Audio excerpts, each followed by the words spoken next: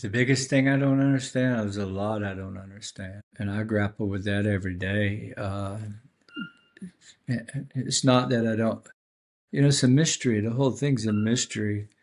If I told you I knew everything, I'd be lying for sure. Nobody knows what we're dealing with. The biggest mystery to me is when that vision I saw is going to happen. A certain vision they gave me, and that was when they came into this world in mass numbers at once. And that was the catastrophic disclosure, and I saw it happen. And maybe our government doesn't let that happen. Maybe it does, because no future's written, right? We can change our course, and this is what the lady said: you want Armageddon, you can get it.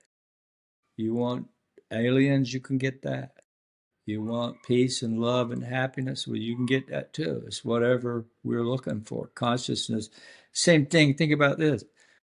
With Arnold, 1947, saw these little bat wings, like a half a dozen of them, flying through the Sierras, and they were moving like this. They looked like little wings. He drew them out like bats, right? Well, the news comes, makes fun of poor Kenneth, like they've done me and a lot of others. They said, this Kenneth Arnold saw flying saucers. Well, that isn't what he said. He said if you took a saucer out of the cupboard and skipped it on the pond, the way it would do this, that's the way these things move.